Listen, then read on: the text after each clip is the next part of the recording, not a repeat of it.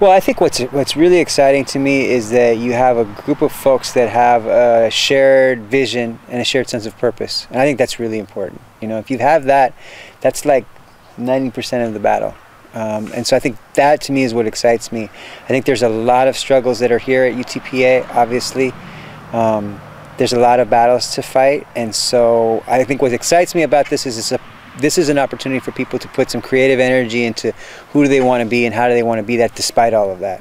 Actually got into the subject of history and Mexican history specifically because I grew up not really knowing anything about my family.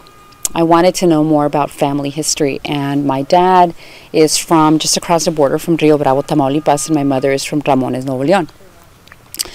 And so, you know, I came from this, you know, norteño culture, but I always wanted to know more about the history, and particularly about the place of women in norteño society and women's labor and labor activism. And so I ended up focusing on that. I wrote my dissertation on this particular topic, but I also had a thirst for knowledge about my experiences growing up as a Chicana and as a Tejana. We have our dilemmas and we have our obstacles now, but there's probably much more vitality going on now than when I came. There was a vice president for Inter-American Affairs. There was the logo that some of the students mentioned today. Pan American is the university for all the Americas. But there was no strong Latin American studies or Mexican American studies. They were generally paper degrees, and it was a constant source of frustration for me. I, you know, grew up confused, ashamed that I didn't speak English well. I didn't speak Spanish well. I didn't know anything about me, about my history, and my family. And I don't want students to go through that anymore. On the other hand, we had MECHA, Movimiento Estudiantil de Chicanos de Aztlán. We had some of the leftover 60s and 70s political movement. We had some very activist students. We even had, from time to time, either Pan American Days, which is a major springtime event, or International Days in the fall. We had some major speakers, either from Mexico, other parts of Latin America, and or let's say UT Austin or the U.S. Southwest. We had more money then. We had, I think, probably actually more community involvement, or a lot. I was on my way to finishing my BA in Spanish because I said, well, I got to know one language well. So I focused on Spanish. I was going to do my certification, and I took that course. I was really curious. I took that course. Changed my life. And I said, I want to study history. And this is a way for me to study not just, you know, the traditional history, but the history of my family, Mexican history, Mexican American history.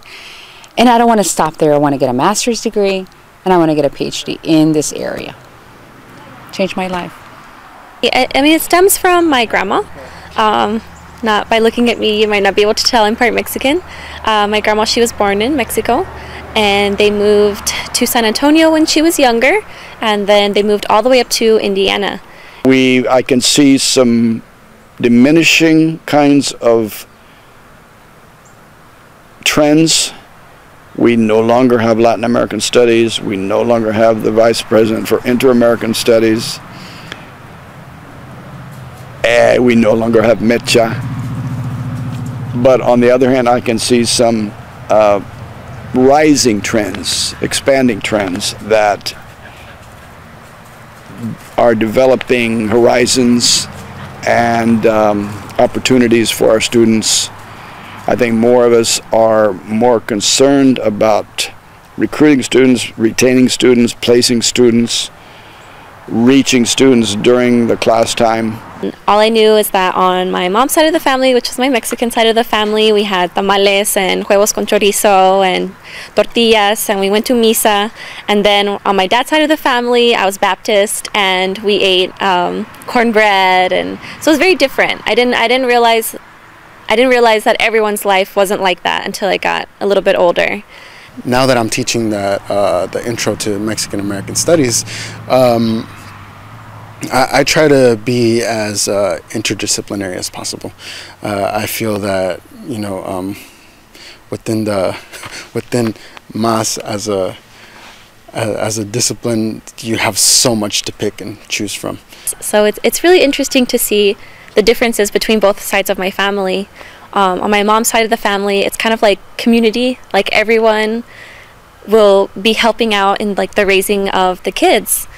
So it's really common to see on my mom's side of the family, kind of like disciplining, but in good meaning of anyone. So if your child does something they shouldn't be doing, it's like it wouldn't be out of line for me to say something to them. Whereas on my dad's side of the family, it would be.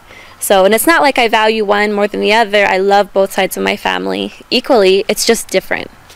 If we look at our communities, we go back to Mexico, we see places like, like I gave the example of the Oaxaqueño communities.